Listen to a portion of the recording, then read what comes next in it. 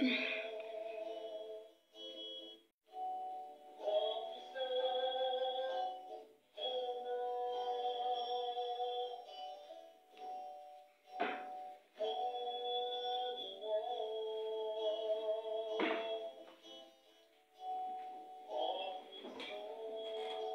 bonjour, on lance les liens.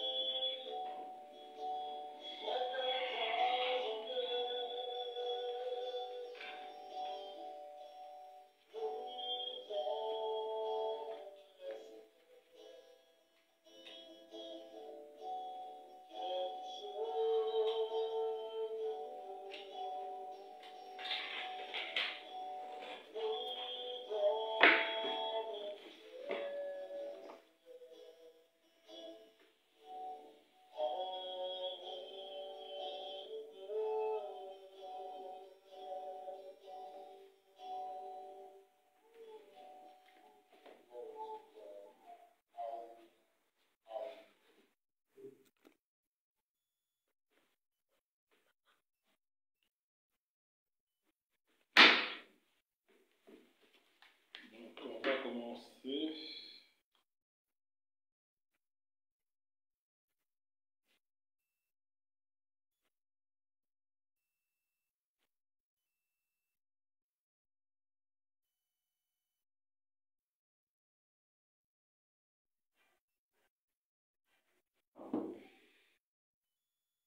Donc, sans tarder, on va commencer notre étude biblique. On va prier. Éternel Dieu des armées, merci pour ta grâce. Merci pour tes bienfaits. Merci pour ton amour. À travers ces moments, oh Dieu, c'est vraiment une grâce que tu nous donnes, oh Dieu, pour t'écouter. Tu nous donnes, oh Dieu, pour recevoir les instructions venant de toi. Parce que seule ta parole qui nourrit, seule ta parole qui sauve, seule ta parole, ô Dieu, qui donne vie. Nous avons besoin de toi, Seigneur. Enlève tout ce qui est la pensée de l'homme, enlève tout ce que l'homme a préparé, mais laisse qu'il y ait la vie, rien que la vie, à travers ta parole. Sois béni, Seigneur, au nom puissant de Jésus-Christ. Amen. Notre Dieu soit béni.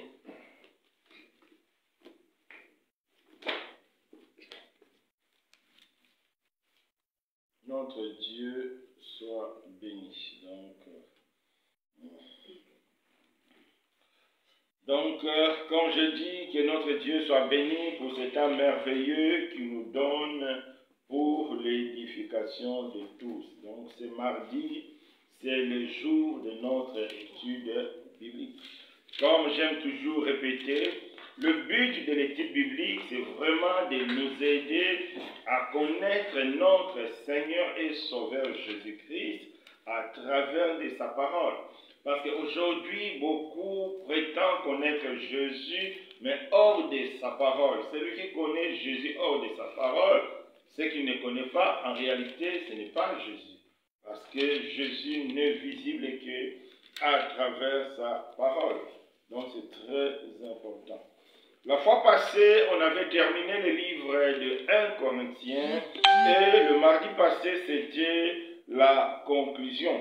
Et aujourd'hui, nous allons commencer un nouveau livre, c'est-à-dire le deuxième livre aux Corinthiens, c'est-à-dire 2 Corinthiens. Et à travers ce qu'on avait vu d'abord la fois passée, on avait compris que dans le livre de 1 Corinthiens, Dieu nous a appelés à être spirituels, à éviter d'être charnels. Dieu nous a appelés aussi à vivre dans l'espérance de l'enlèvement. Donc, ces deux éléments clés du livre du 1er Corinthiens, c'est important. Donc, ne pas être charnel et puis vivre dans l'espérance de l'enlèvement. C'est vraiment important que ces choses restent dans notre cœur. Donc aujourd'hui, c'est le premier chapitre du deuxième livre aux Corinthiens. Nous avons donné comme thème la souffrance, la consolation et le témoignage. Souffrance, consolation, témoignage. Ce sont là les trois sujets principaux qu'on retrouve dans ces premiers chapitres du livre de 2 Corinthiens. Donc sans tarder, nous allons prendre nos Bibles pour lire les 2 Corinthiens. Prendre nos Bibles dans le livre de 2 Corinthiens. 2 Corinthiens chapitre 1. On va commencer d'abord du verset 1 au verset 2. Paul, apôtre de Jésus-Christ par la volonté de Dieu, et le frère Timothée à l'église de Dieu qui est à Corinthe et à tous les saints qui sont dans toute l'Achaïe. Que la grâce et la paix vous soient données de la part de Dieu notre Père et du Seigneur Jésus. Paul, comme dans ses habitudes, il commence toujours par la salutation. Et après la salutation, il se présente. Il se présente toujours comme l'apôtre de Jésus-Christ. Ce n'est pas une présentation vaine. Il se présente comme ça pour rassurer à ses lecteurs que non, ce que je vous écris, ce que j'écris maintenant, en réalité, ce n'est pas mes pensées, mais c'est la volonté de Dieu, c'est la pensée de Dieu, c'est la parole de Dieu. C'est très important. C'est lui qui écoute Paul, écoute Dieu. C'est lui qui rejette Paul, rejette Dieu. C'est pourquoi Paul commence toujours Paul, apôtre de Jésus-Christ, par la volonté de Dieu, pour nous dire que vraiment, ce que moi, Paul, j'écris, ce n'est pas mes propres pensées, ce n'est pas mes propres philosophies, mais c'est vraiment la volonté de Dieu. Que personne ne conteste Paul. Aujourd'hui, malheureusement, certaines personnes, ces disant chrétiens, contestent le parole, c'est-à-dire les livres de Paul. Ça, c'est une erreur grave. Et si tu as cette attitude, il faut laisser. C'est lui qui écoute Paul, écoute Dieu. C'est lui qui rejette Paul, rejette Dieu. C'est très important. Dans le livre de 2 Pierre 1, verset 21, la Bible nous dit, c'est poussé par le Saint-Esprit que les hommes ont parlé de la part de Dieu. Donc même Paul, il a parlé de la part de Dieu, tout simplement parce qu'il a été poussé par le Saint-Esprit. C'est pourquoi il commence toujours par cette salutation et par cette présentation. Moi, Paul, apôtre de Jésus-Christ par la volonté de Dieu. Donc Donc, ça c'était la salutation, la présentation. Maintenant, nous allons entrer dans le vif de notre sujet, c'est-à-dire la souffrance, la consolation et les témoignages. Donc, nous allons prendre nos Bibles. Donc, c'est du verset 3 au verset 11. Du verset 3 au verset 11. On va lire d'abord, du verset 3 au verset 6.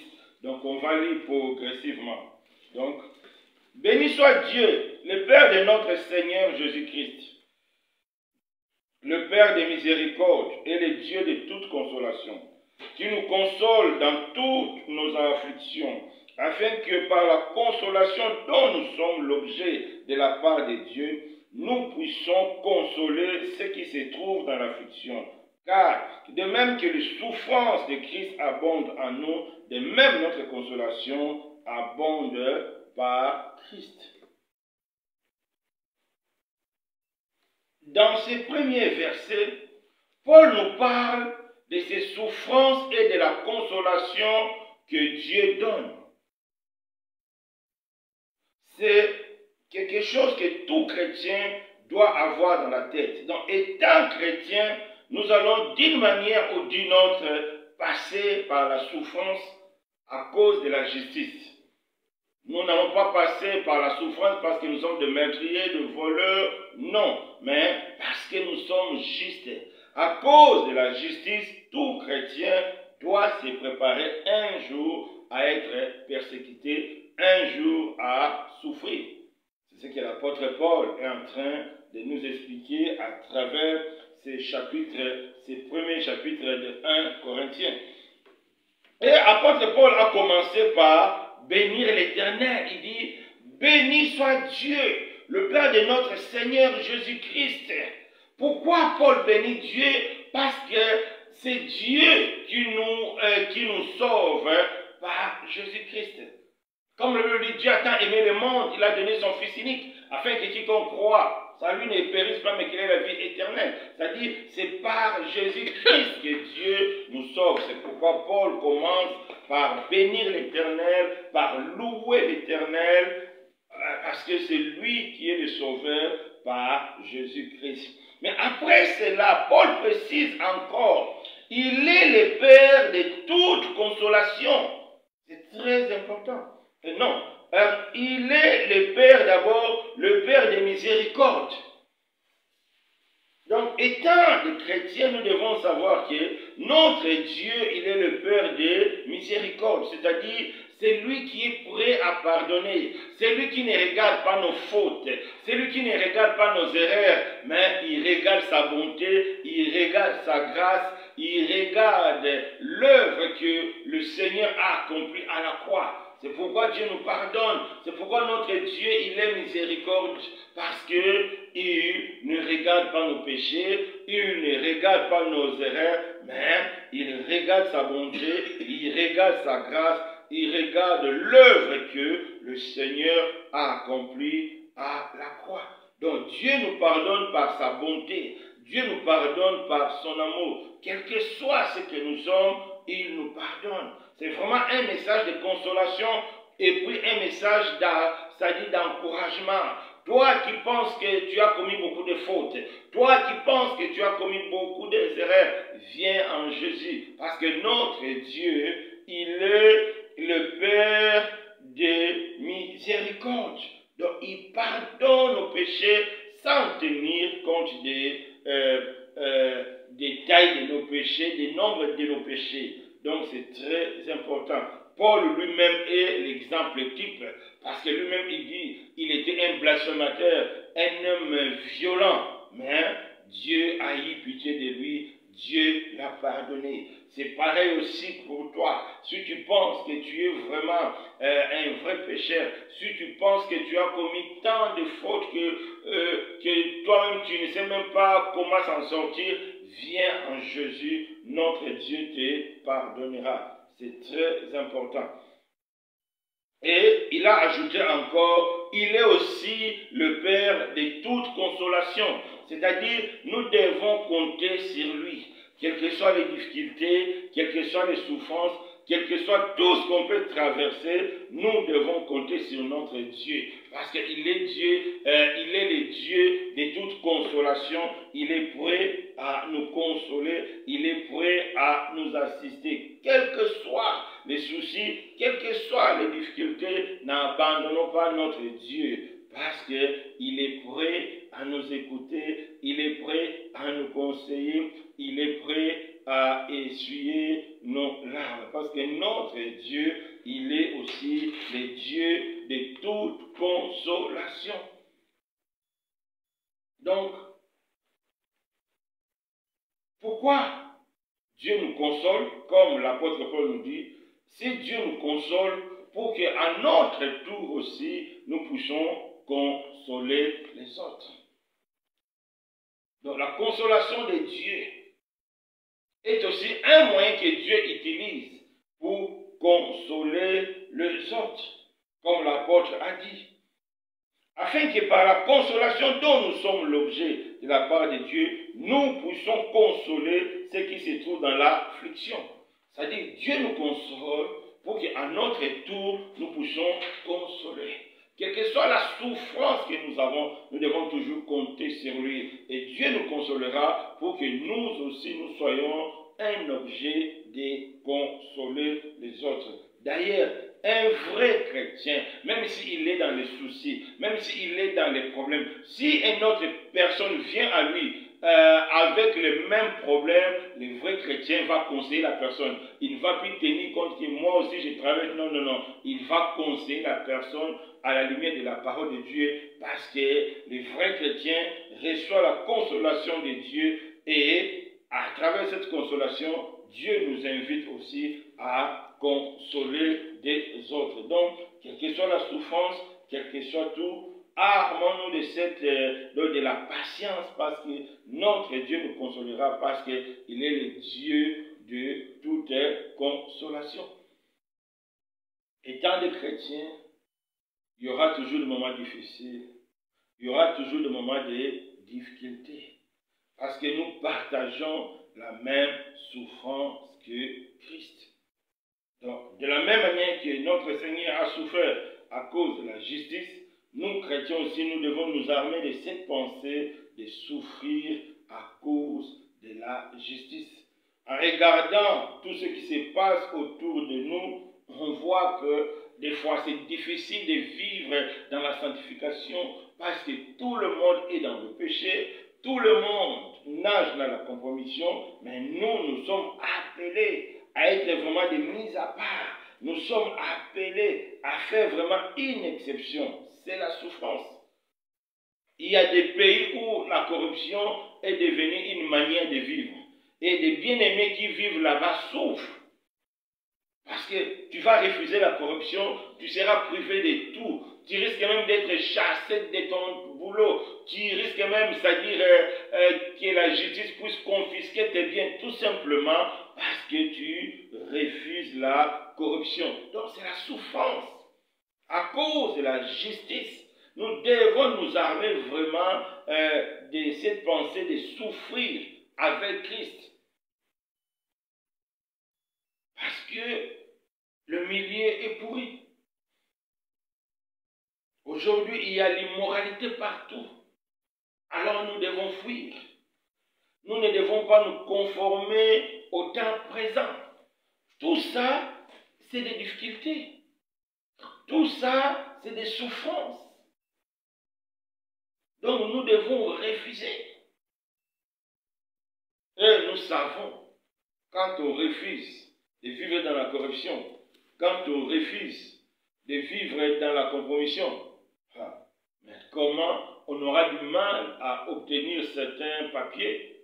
Comment on aura du mal à obtenir certains résultats?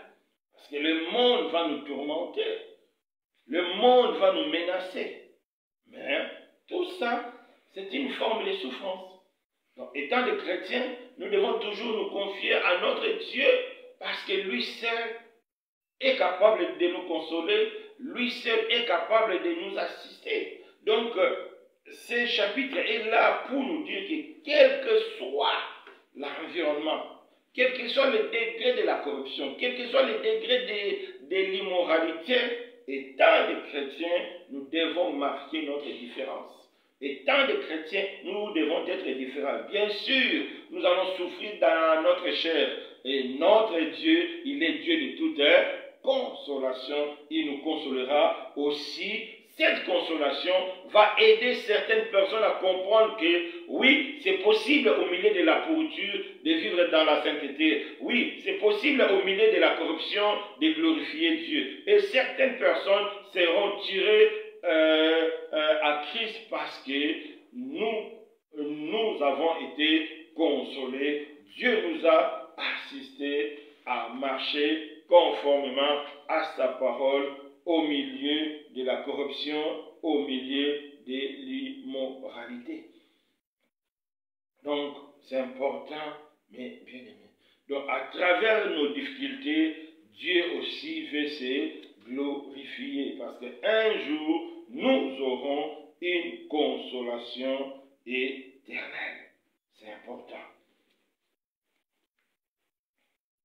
On va continuer à partir du verset 6. Si nous sommes affligés, c'est pour votre consolation et pour votre salut. Oui, c'est ce que j'ai dit. C'est-à-dire, des fois, Dieu nous laisse souffrir afin que les autres soient consolés, afin que les autres soient sauvés. Dieu nous met dans des situations qu'on doit vraiment se sacrifier, on doit souffrir dans la prière, on doit souffrir dans l'évangélisation, on doit souffrir dans tel ou tel service pour que les autres soient consolés, pour que les autres soient touchés, pour que les autres soient sauvés. C'est vraiment ça aussi l'appel de chrétien. Si tu es chrétien, il faut être armé de cette pensée que un jour Dieu t'utilisera. Un jour Dieu pourra utiliser ta souffrance pour sa gloire afin d'attirer ceux qui ne sont pas encore sauvés. Donc c'est ce que l'apôtre Paul nous explique, c'est-à-dire par sa consolation, l'église de Corinthe,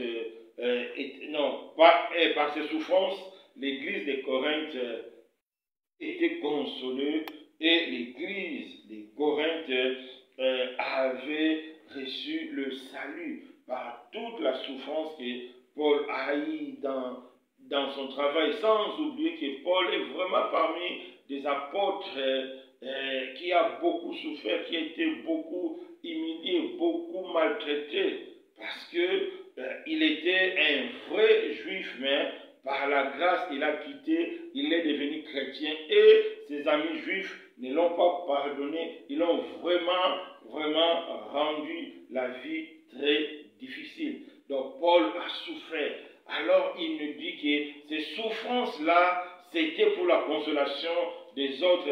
Ces souffrances-là, c'était aussi pour le salut des autres. Donc, mes bien-aimés, la souffrance viendra, les difficultés viendront, les soucis viendront, mais nous devons toujours nous attacher à Jésus. Nous devons toujours nous attacher à Dieu qui est le Père de toute consolation.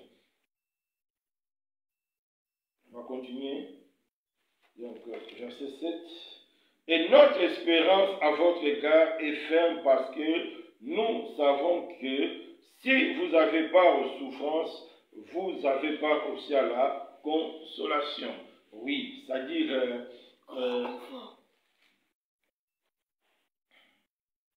si Dieu nous laisse souffrir, il sait aussi que c'est lui-même qui est notre consolation. Donc, on va continuer. Verset 8 à verset 11, on va lire. Nous ne voulons pas en effet vous laisser ignorer, frères, au sujet de l'affliction qui nous est survenue en Asie, que nous avons été excessivement accablés au-delà de nos forces, de telle sorte que nous désespérions même de conserver la vie, et nous regardions comme certains notre arrêt de mort, afin de ne pas placer notre confiance en nous-mêmes, mais de la placer en Dieu qui suscite le monde.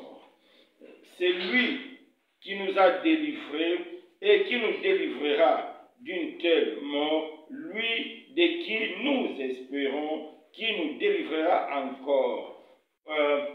vous nous assistez vous-même de vos prières, afin que la grâce obtenue par nous, par plusieurs, soit pour plusieurs une occasion de rendre grâce à notre sujet. Ici, Paul nous explique les difficultés, les souffrances atroces, les difficultés terribles qu'il a eues en Asie. Il a même dit, il était prêt à mourir tellement la situation était compliquée. Tellement il était dans une souffrance, dans des afflictions terribles. Il n'espérait plus vivre. Alors, pour ne pas vivre dans la peur, il plaçait sa confiance en Dieu, lui seul qui a la capacité de ressusciter les morts. Donc Paul était convaincu, même s'il meurt, mais Dieu a la capacité de lui ressusciter le dernier jour. Et c'est ça qui lui permettait de résister et de garder la tête haute. Donc, étant des chrétiens, on peut passer des moments où nous-mêmes, nous ne pouvons plus même espérer vivre. On va se dire qu'en tout cas, cette fois-ci, c'est fini. En tout cas, je vais mourir. Les conditions de vie deviennent de plus en plus difficiles. La vie est devenue compliquée. Comme Paul, il n'espérait plus garder la vie, mais il a placé sa confiance en Dieu et Dieu l'a délivré. Mon frère, ma soeur, quelles que soient les situations, quelles que soient les difficultés, même s'il n'y a plus de solution, même s'il n'y a plus d'issue, ne faisons pas marche en arrière. Fixons nos regards sur Jésus. Dieu de toute consolation nous viendra en aide. Comme Paul, il n'espérait plus conserver la vie, mais Dieu leur a accordé une seconde opportunité. Dieu leur a accordé encore la possibilité de vivre, malgré, comme lui-même il dit, qu'ils étaient vraiment dans des situations terribles, ils étaient vraiment dans des situations compliquées. Mais Dieu leur a fait grâce. Mon frère, ma soeur, nous avons un Dieu de consolation, de toute consolation. Même si le monde nous maltraite à cause de la sainteté, à cause de la justice, ne baissons pas les bras. Gardons silence. Gardons notre calme. Plaçons toujours notre confiance en Dieu. Lui seul est notre consolation. Lui seul nous viendra en aide. C'est très important. Et puis Paul a mentionné la prière des autres, l'intercession. C'est pourquoi je vous encourage toujours de prier. Je vous encourage toujours de venir ensemble les samedis pour prier parce que c'est très important. À travers nos prières, Dieu peut résoudre beaucoup de situations. À travers des prières, Dieu peut venir en aide à beaucoup de personnes. C'est important. Comme Paul a mentionné la prière, l'assistance par l'église de Corinthe à travers de moments de prière. Donc, c'est très important, mes bien-aimés. Donc, l'intercession, c'est vraiment un aspect aussi important dans nos moments difficiles. Par la prière des autres, Dieu peut nous consoler. Par la prière des autres aussi, Dieu peut nous guérir. Dieu peut nous aider à quitter certaines situations. Donc, c'est ça, les souffrances de Paul et la consolation. La consolation parce que nous avons un Dieu de toute consolation. Donc, nous allons continuer. À partir, donc, on va lire maintenant du verset 12 au verset 24 pour terminer. On va lire. Car ce qui est notre gloire, c'est ce témoignage de notre conscience, que nous nous sommes conduits dans le monde, et surtout à votre égard, avec sainteté et pureté devant Dieu. Non point avec une sagesse charnelle, mais avec la grâce de Dieu. nous ne vous écrivons pas autre chose que ce que vous lisez et que vous-même le reconnaissez. Et j'espère que vous le reconnaîtrez jusqu'à la fin. Comme vous avez déjà reconnu en partie que nous sommes votre gloire, de même que vous serez aussi la nôtre au jour du Seigneur Jésus. Donc, ici, pour comprendre un peu le contexte, comme j'avais dit, Paul est l'un des serviteurs ou bien l'un des apôtres qui était vraiment beaucoup critiqué, beaucoup insulté. Il y a eu trop de mensonges rencontrés en son égard. Donc, Paul, beaucoup de gens voulaient vraiment son élimination, même physique. Parce que Paul, il était un instrument que Dieu utilisait. Alors, pour fermer la bouche à ses ennemis, et qu'est-ce que Paul a fait? Paul n'a pas voulu faire leur méthode aussi de les critiquer, non. Paul a montré que ce que vous dites est faux à cause de mon témoignage. C'est-à-dire, Dieu a utilisé les témoignages de Paul pour fermer la bouche aux gens qui les critiquaient, pour fermer la bouche aux faux serviteurs, pour fermer la bouche aux faux apôtres. Les témoignages de Paul, les témoignages de sa vie. Paul avait vraiment une vie de sanctification, une vie de pureté, avait une conscience pure et il travaillait avec la sagesse de Dieu, non pas avec la sagesse charnelle. Parce que sa vie était conforme à ce qu'il enseignait. Mais bien aimé, nous aurons toujours des gens qui vont nous critiquer, qui vont dire du mal de nous, qui vont nous insulter, qui vont nous calomnier. Mais Dieu nous demande de ne pas répondre coup par coup. Et la meilleure manière de leur répondre, c'est vraiment d'avoir un bon témoignage. Nous avons besoin d'un bon témoignage. Si tu as un bon témoignage et que ta vie est conforme à la parole de Dieu et que ta vie est vraiment à l'image du Seigneur Jésus, tes ennemis eux-mêmes fermeront leur bouche. Tes ennemis eux-mêmes manqueront des arguments contre toi. Dieu va leur fermer la bouche à cause de ton témoignage. Nous ne devons pas être comme des païens. Malheureusement, aujourd'hui, on voit beaucoup de chrétiens dont leur vie n'est pas vraiment différente à celle de païens.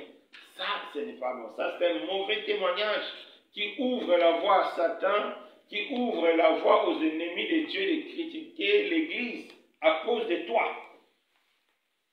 Mais nous devons tout faire pour vivre conformément à la parole de Dieu, pour avoir un bon témoignage, comme Paul. Il n'a pas répondu coup par coup à ses détracteurs, non. Paul a répondu par une vie de témoignage. Il avait une conscience pure. Donc sa vie témoignait de l'évangile. C'est important. Le deuxième type de témoignage, c'était la vie transformée des gens qui suivaient les enseignements de Paul. Le fruit, c'est important. Nous devons porter du bon fruit pour fermer la bouche à nos ennemis, aux ennemis de Dieu, aux gens qui nous critiquent sans raison. Donc, c'est les témoignages de notre vie et les témoignages de notre travail. Et les deux témoignages sont vraiment suffisants pour que Dieu puisse les utiliser pour fermer la bouche. Donc, étant des chrétiens, nous n'avons pas à suivre les critiques des autres, non. Mais nous avons seulement à mener une vie conforme à l'évangile, à porter des fruits et à porter des fruits, et Dieu fermera la bouche aux personnes qui nous critiquent. On peut prendre nos Bibles pour voir un passage qui appuie encore cette pensée dans le livre de 1 Pierre.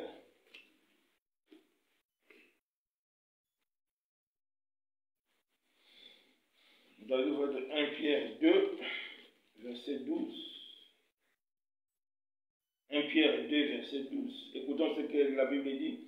Ayez au milieu des païens une bonne conduite, afin que là même où ils vous calomnient, comme si vous étiez des malfaiteurs, qu'ils remarquent vos bonnes œuvres et qu'ils glorifient Dieu au jour où il les visitera.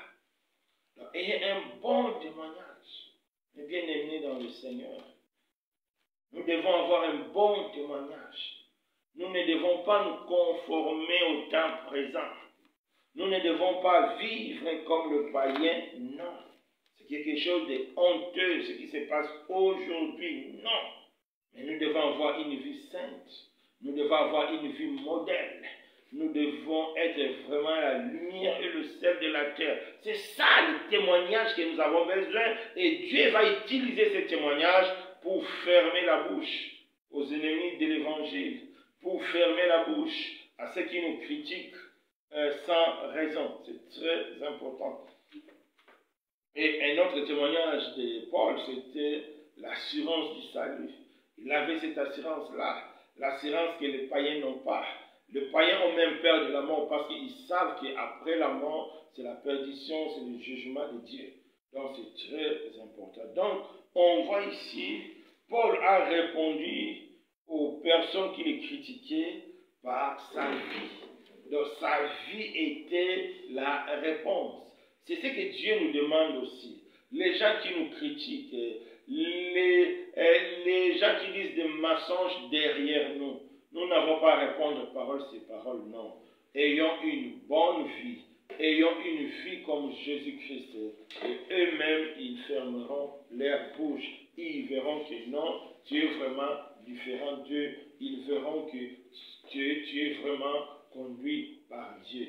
C'est très important. Cherchons à avoir un bon témoignage comme moyen de répondre, comme Paul, il a dit, au milieu de vous, dans le monde, comment j'étais. Je marchais dans la pureté, je marchais avec sainteté, avec une conscience pure, non pas avec la sagesse charnelle, mais avec la grâce de Dieu, c'est-à-dire la sagesse qui vient de Dieu. C'est très important. On va continuer du verset 15 au verset 23.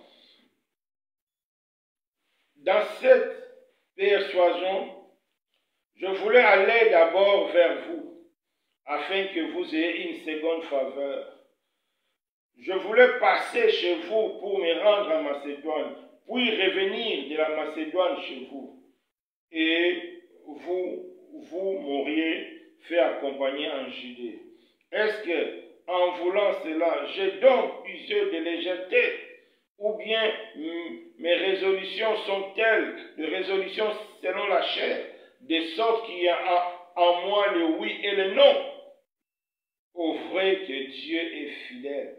La parole que nous vous avons adressée n'a pas été oui et non. Car le Fils de Dieu, Jésus-Christ, qui a été prêché par nous au milieu de vous, par moi, par Sylvain et par Timothée, n'a pas été oui et non, mais en lui, il n'y a que le oui. Car, pour ce qui concerne toutes les promesses de Dieu, c'est en lui que le oui, c'est pourquoi encore l'amen, pour lui, est prononcé par nous à la gloire de Dieu. Et c'est lui qui nous a affermis avec vous en Christ et qui nous a oints.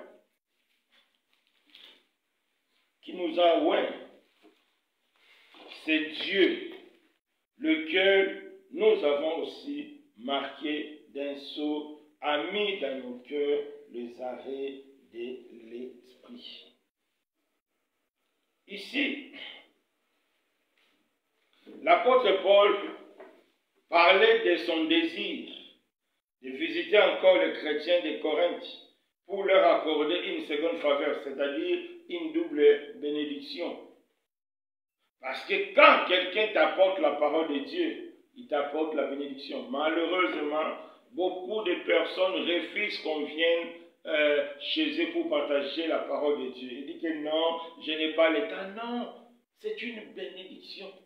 Le fait que Paul devait passer 2 fois là-bas, donc c'était une seconde, c'est-à-dire c'était une double bénédiction.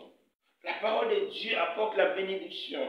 Quelqu'un qui vient chez toi avec des trucs des réseaux sociaux, les trucs de la politique, musique du monde, il t'amène rien de bon.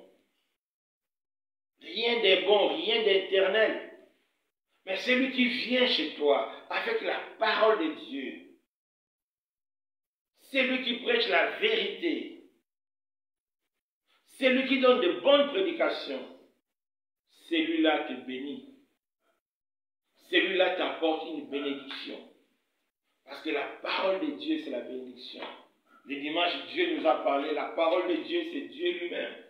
La parole de Dieu, c'est la grâce de Dieu, c'est la puissance de Dieu. C'est ce que Paul a voulu faire comprendre aux Corinthiens. En venant, je serai pour vous une bénédiction. Parce que je vais venir avec la parole de Dieu. La parole qui va vous bénir. La bonne parole, c'est oui et amen. C'est-à-dire, c'est la parole qui va s'accomplir. Ce n'est pas non, oui, non, ça va s'accomplir, pas non, non, non. La vérité de Christ va s'accomplir tôt ou tard. Donc, c'est lui qui t'enseigne la vérité. C'est lui qui te donne une parole authentique. Il est vraiment celui qui te ramène la bénédiction. Il faut l'écouter. Ne chassons plus les gens qui nous ramènent la vérité. Si la personne ne te prêche pas la vérité, oui, là, tu peux le chasser. Parce qu'il te ramène la mort. Mais quelqu'un, tu es convaincu qu'il te ramène la vérité. Quelqu'un que tu es convaincu qui te prêche la vérité, il ne faut pas le rejeter. Il faut l'accueillir. Il faut l'écouter. Il t'apporte la bénédiction. C'est ce que Paul a voulu faire comprendre à l'église de Corinthe. C'est important, mais bien aimé. Et pour terminer, on a eu à partir du verset 23, « Or, je prends à témoin sur mon âme, c'est que c'est pour vous épargner que je ne suis plus allé à Corinthe, non pas que nous dominions sur votre foi, mais nous contribuons à votre joie, car vous êtes fermes dans la foi. » Ah, là on voit la tristesse de Paul, lui qui avait le projet de partir, mais à cause de tout ce qui s'est passé, à cause de l'environnement, il n'a pas voulu partir, mais laisser un temps aux Corinthiens qui puissent se repentir, qui puissent vraiment changer de vie et demeurer ferme. Parce que pour Paul, donc c'est vraiment un grand regret, une tristesse de ne pas pouvoir aller parler de Dieu, aller apporter la bénédiction. Donc, en conclusion, mes bien-aimés, étant des chrétiens, nous devons être armés de la pensée de souffrir à cause de la justice. Parce que nous vivons dans un monde corrompu, nous vivons dans un monde immoral, et si nous voulons marcher dans la sanctification, nous serons toujours persécutés. Mais que cela ne nous dérange pas, parce que nous avons un Dieu de toute consolation qui va nous consoler. Et puis face aux gens qui nous critiquent, face aux gens qui disent des mal de nous, nous n'avons pas à répondre coup par coup, mais nous devons le répondre par notre témoignage, par notre comportement. Si quelqu'un te critique pour des choses que tu ne fais pas, un jour lui-même il fermera la bouche. Donc la souffrance est là, mais nous avons un Dieu de consolation, et puis face à tous ceux qui nous critiquent, nous avons qu'à montrer notre témoignage. C'est vraiment un moyen de glorifier Dieu. En tout cas, mes bien-aimés, c'est ce que j'ai compris dans ce passage de 2 Corinthiens chapitre 1. Ça dit la souffrance, la consolation et le témoignage. Que Dieu nous bénisse. Est-ce qu'il y a une question? Donc, s'il n'y a pas de questions, Nous allons prier. Éternel Dieu des armées, merci pour ta grâce, merci pour tes bienfaits. À travers ce moment, tu nous as montré que, étant des chrétiens, à cause de la justice, nous serons persécutés. Nous allons passer par des moments difficiles. Mais toi, tu es le Dieu de la consolation. Tu es là pour nous consoler. Tu es là, ô Dieu, pour nous aider. Tu nous as parlé encore que nous devons vraiment montrer notre témoignage. Nous devons être conformes à ta parole. Aide-nous, Seigneur, à montrer ces témoignages. Sois béni, Seigneur, au nom puissant de Jésus-Christ. Amen. Amen. Que notre Dieu soit béni.